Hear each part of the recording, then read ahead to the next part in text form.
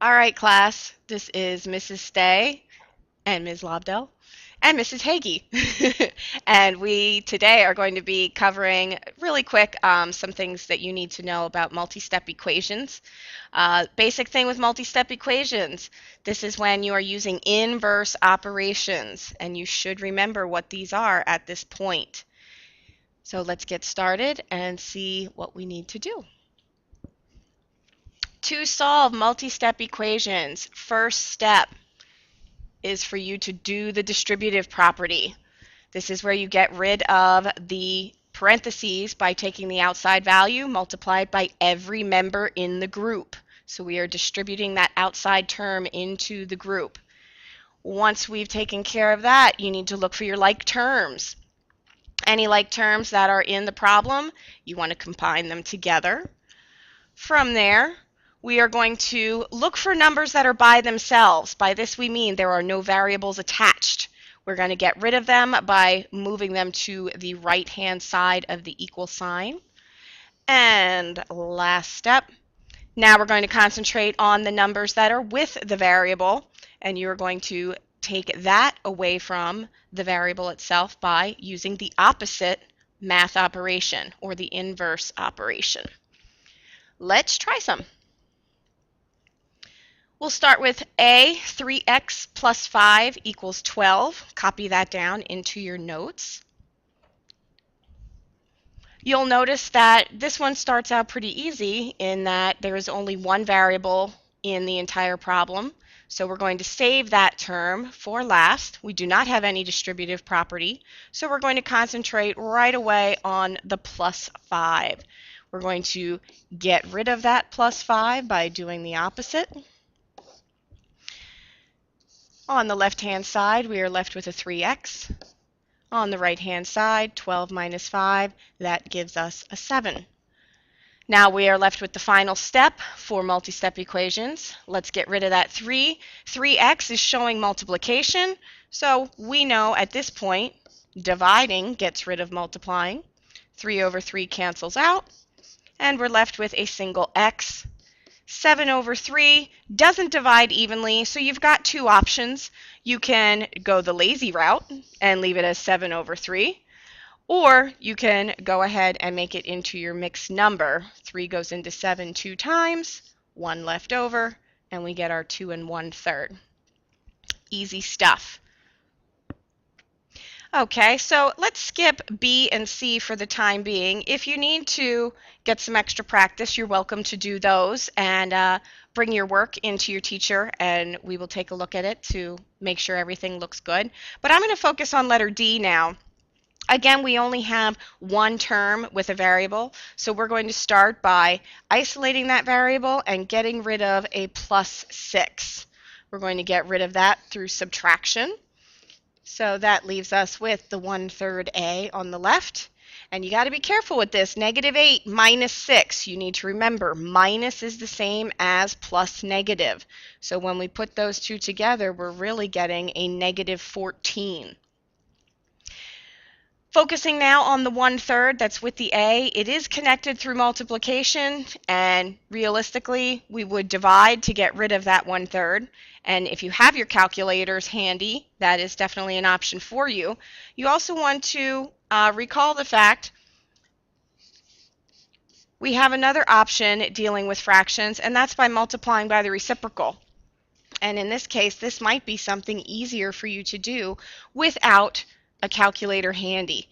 That way our 3's cross cancel, our 1's also cross cancel, and A is by itself. On the other side, -14 times a positive 3, negative times a positive is going to give us a negative, and our 14 times 3, 3 times 4 is 12, carry the 1, add, and we get a -42. You can put over 1, but again, we don't need that, and we have our answer, A equals -42. All right, so let's up the ante just a little bit, and we're going to get to some involving more than one variable. So let's focus on letter E. We've got two terms with x. We do not have any distributive property, so we're going to skip right over and look for our like terms. Here we do have two like terms that can be combined to give us a 4x. Recopying the rest of the problem is nice now because we just did two problems like this. All right, we've got one term with a variable. We're going to hang on to that for a little while, get rid of our number that is not connected to a variable through the opposite. Our minus 8 plus 8 is going to cancel out, and we're left with a 4x on the left.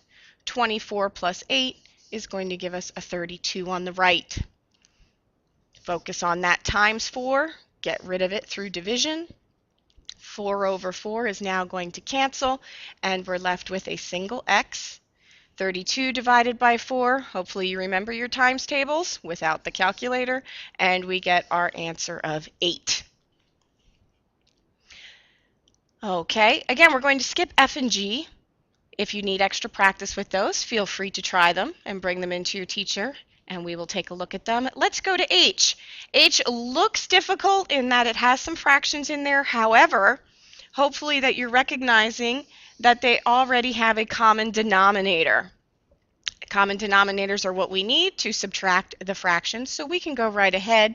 2/5 minus 1/5 gives us 1/5. And because there were x's, we need to keep that x attached. Rewrite the rest of the problem, and now we're just like letter D from the first slide. So we're going to concentrate on that plus 9, subtract 9 from both sides. They cancel out. We're left with a 1/5 x on the left, and combining our numbers on the right, we get a negative 10. So here's where you have the option. If you have a calculator, you can divide by the 1/5, or if you like the reciprocal, go ahead and multiply both sides by a 5 over 1. That way our fractions are going to cancel each other, and we're left with negative 10 times a positive 5 gives us negative 50. Again, we're feeling confident now. Let's up the ante one more time. Example I, here we've got distributive property. That's what we want to take care of first. And this is where I had said every member of the group has to get the item outside of the group. We're distributing through the group. So my 5x, I'm just going to write that off to the side for now. 3 times x is going to give me a 3x. Then I also have to take that 3 times 4 to give me a positive 12. Finish off writing the problem, and lo and behold, we now have one just like the past two we've done. We've got some like terms, so I can combine those to give me an 8x.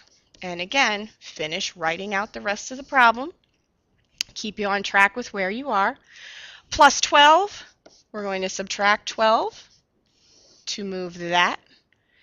We're left with an 8x on the left. 28 minus 12 gives us a 16 on the right. And I'm thinking by now you're already seeing the answer. X equals 2. Okay, so we are in the home stretch. Let's try one more for the lesson, and I'll stick with what we've been doing. Let's jump down to L. You'll notice with L that we have a little bit different in that the variables are on the right-hand side. If you don't like that, know that you can always rewrite this entire problem by putting what was on the right first and finish it off.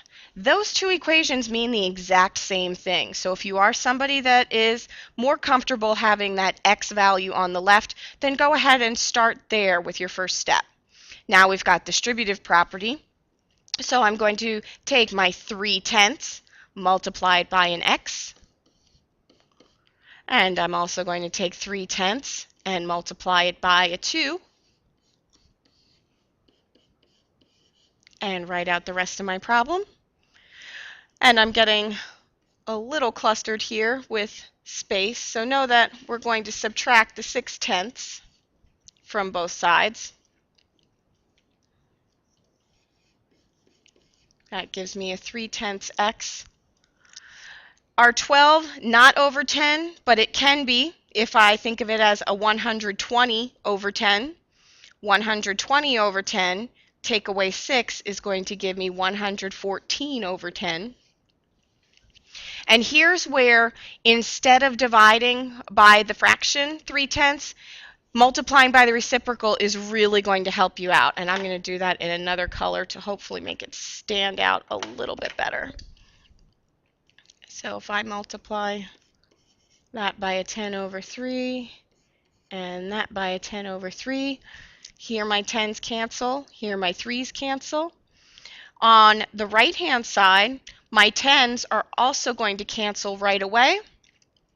And 3, if 3 goes into 114 evenly, we can cross-cancel there as well.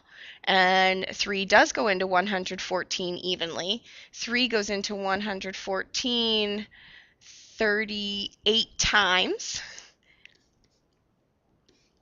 So my 114 will become a 38, my 3 goes away, and we're left with x equals 38. So at this point, you've now covered all of the steps necessary for solving multi-step equations. You should be more than prepared for trying the homework assignment. Again, to solve multi-step equations, do the distributive property if it is there. Second, you're going to look for your like terms, combine those. After you've done that, then you want to look for numbers that are not directly connected to the variable and move them to the right-hand side of the equal sign.